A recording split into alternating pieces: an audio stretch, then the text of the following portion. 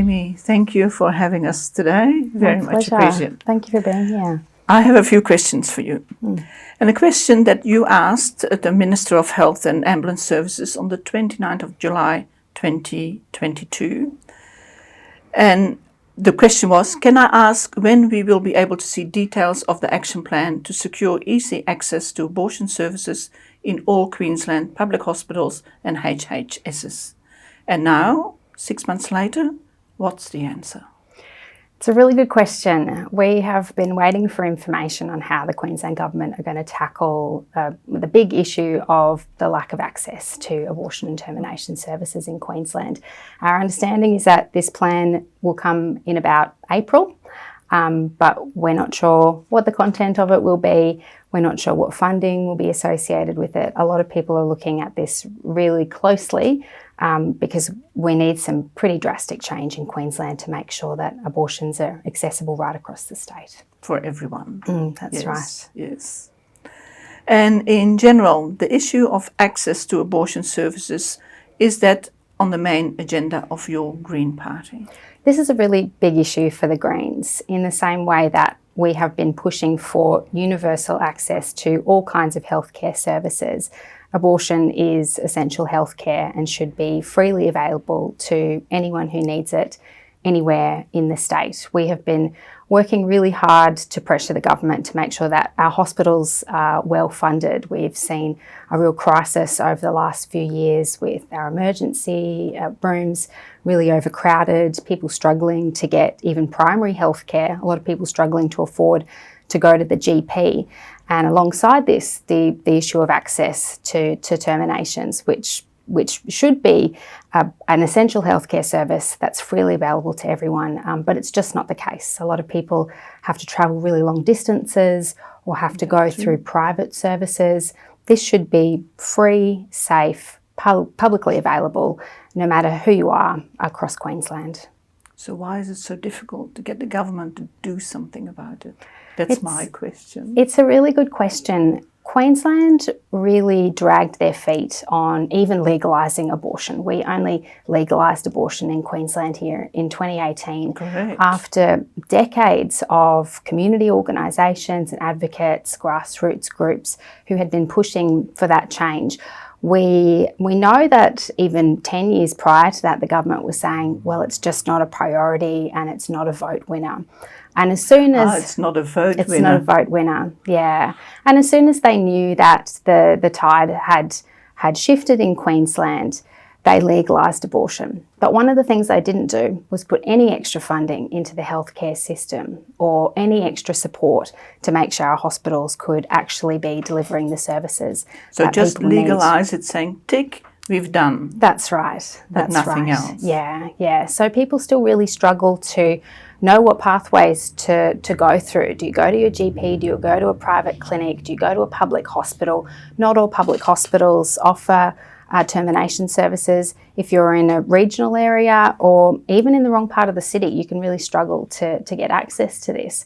I think for the government, this is somehow a tricky political question, but I think for the vast majority of Queenslanders, they recognise this is essential healthcare and should be funded in the same way that we would fund any other kind of healthcare service, in the same way that we fund public schools and other public goods. This should be publicly funded as well. And so what we're hoping will come out of this action plan is the funding that hospitals really need, training and systems set up, good referral pathways, having associated services for people who go and get terminations to make sure that this is as safe and easy as possible.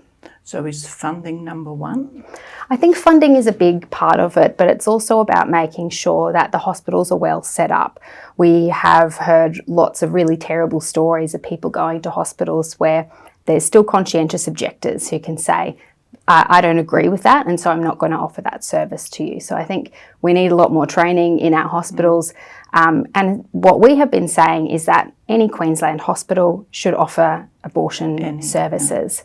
If you're getting public funding, you should be offering this essential service, and that's what we've been pushing for.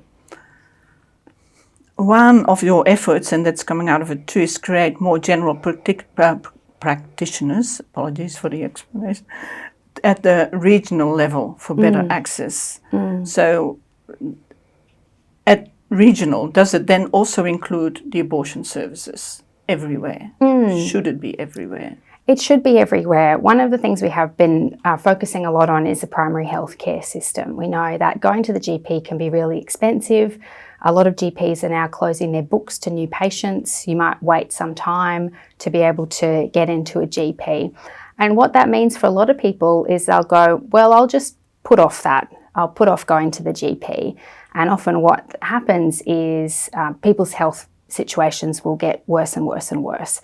And they'll end up at the emergency room, and they'll end up in a hospital, which is worse for them and much more costly for our public healthcare system. And so we've been saying we want to roll out more bulk billing GPs right across the state in regional areas and in the cities as well, to make sure that everyone gets access to basic primary health care. And in terms of abortion services, this could mean really easy access to medical terminations, where you can get a prescription and be able to pursue an abortion that way. And really easy access for GPs who might need to refer people to a hospital or to another service to make sure that they get the care that they need, depending on their particular context. And so I think it's both a conversation of making sure our primary healthcare system is really well set up, we have really good referral pathways, and that all of our hospitals are funded to be able to provide those services as well. One of the words you just used was the bulk billing. I feel that doctors are stepping back from bulk billing. So you're pushing to get that bulk billing back into the services so that it can be done and it can be accessible. That's right. And affordable. One of the big challenges in our primary healthcare system in Australia at the moment is that the Medicare system has a cap on how much GPs can charge for a bulk billing service. And what we've been hearing from a lot of GP clinics recently is that that cap just isn't enough for them to be able to cover the kinds of costs and services that they're offering to people. And so a lot of clinics are making the decision to start to charge their customers or have an out-of-pocket expense.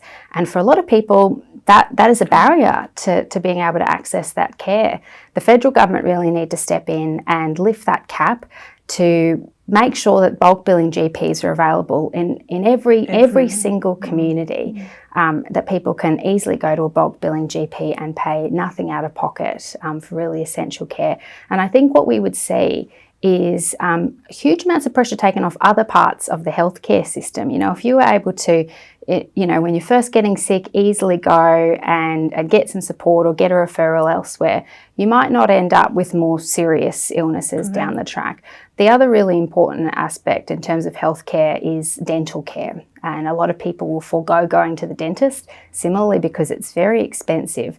And you can end up in the hospital with really serious conditions if you haven't been able to get that basic care. And I think the conversation that the Greens have been having about abortion and healthcare in general, make sure these universal services are well funded and everyone can access it. And the benefits that will flow on to other parts of the economy and other parts of society will be immense. And we're a really wealthy country. We could afford to do this. We can afford to do this. But unfortunately, we put a lot of focus on the private healthcare sector, which is often for profit. Someone's making money out of it. But people shouldn't be making money out of healthcare. No. We've heard that you've been working to enforce the abortion laws as well as making abortion services easiest to access, and that you're working with children by choice. And may I please ask you to give a summary of the activities related to this issue, please?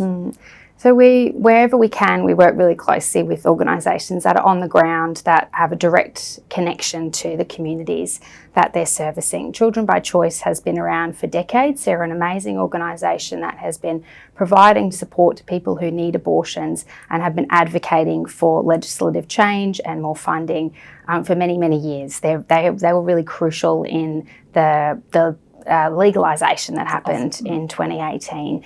And so we've been really working really closely with them, getting information from them about what's going on the ground, and being able to fold that back into the advocacy work that we've been doing, the pressure that we're putting on the government, the questions that I ask in Parliament, the speeches we give, and the suggestions that we put forward, and also being able to refer anyone who we meet in the community who might need that support to say, you can go to Children by Choice. This is a safe organisation that you'll be able to get support from.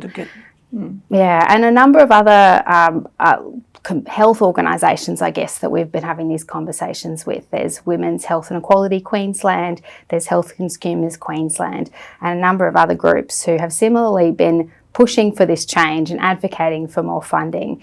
And where we can, we work really closely with those organisations. And it means when I go into Parliament, I know that I'm genuinely representing the communities that these organisations connect with. Have you ever had meetings with the head of abortion clinics, and are you aware of the problems they have? I had a chance to chat with a doctor who works in a hospital that offers abortion services, and it was really enlightening to hear about the kinds of challenges and barriers that hospitals face, not only in terms of funding, but in terms of access to other support services that people might need. So if someone comes to a hospital for an abortion, they need to know that they're in a really safe space. They need to know that they're not going to have to walk through the maternity ward, for example. They need to know that they're going to be treated with respect and not judged in any way. They need to know that once whatever service they've had is finished, that they will be referred to someone else who can give them care ongoing, that there's a GP that they'll be able to check in with. And that was really enlightening for me to understand that it's not just about the abortion, it's about a much bigger picture and making sure people have those services. And some of the barriers I've mentioned, the hospitals just not having the expertise, conscientious objectors in hospitals who say, I'm not going to offer that service to you, a lack of funding, a lack of suitable infrastructure to offer these services, and no clear referral pathways for people who go, okay, I need an abortion, where do I go to? It's not easy, it's not clear. And so the funding is one part of it, but making sure we've got that broader system, a kind of holistic approach that's really looking after people at what can be a pretty stressful time. And the timing would be extremely important too. That's right. You can't say, let's just wait a couple of months. You can't. That's right. That's one of the biggest challenges in Queensland at the moment, actually. We've heard some really shocking stories of people who've gone, okay, I need an abortion. They've gone to one service. They've been told, okay, you need to make an appointment over here. That's a week. You need to make an appointment over here. That's another week. You need to travel down to Brisbane. And the time starts to add up. And we've heard some really awful stories of people who, for reasons outside of their control, they have then tipped over the legislative timeframe within which you can get an abortion, and they have had to carry a child that they didn't necessarily want.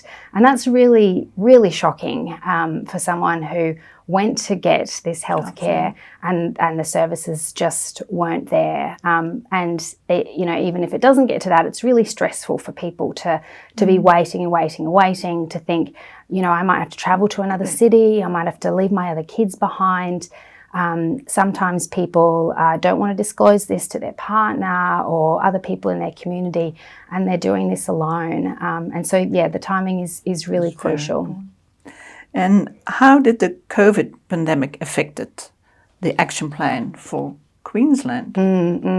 Did it stop you? Did it slow things down? It's a really fascinating question, and I think that the ongoing health implications of the pandemic will still be unfolding over time. We know that a lot of people put off going to the GP, put off going to the hospital, because they were worried for their own health or they didn't want to risk other people.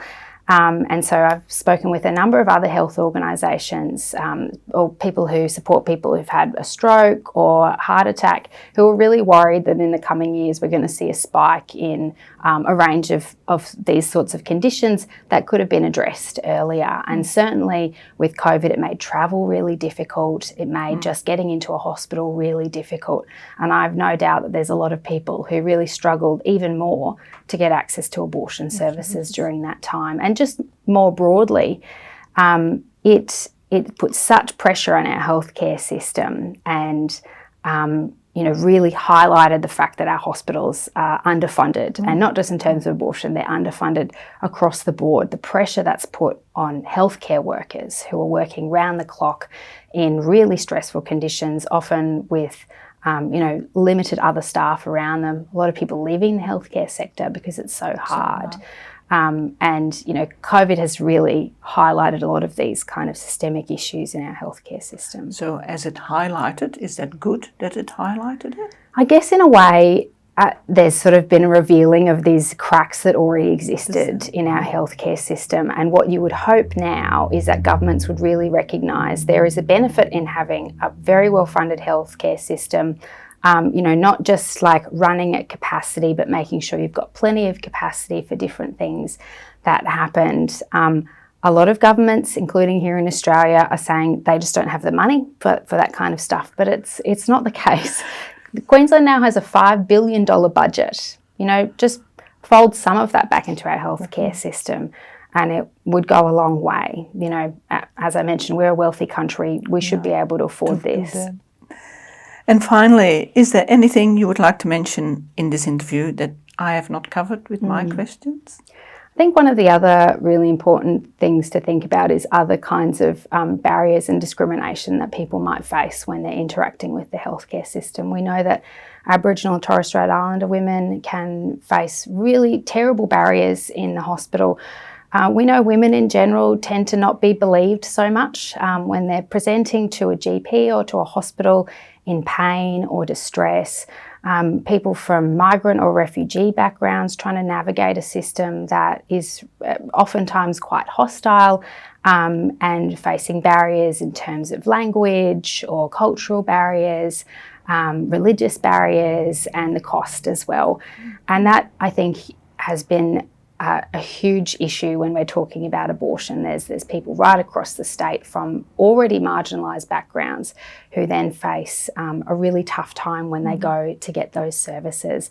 And so again, it's not just about the funding, it's making sure we've got hospitals that are inclusive, that you have really well-trained healthcare staff who know how to approach people with care, that you're respecting people's cultural needs or religious needs, and that there's space for them to go and get the healthcare that they need.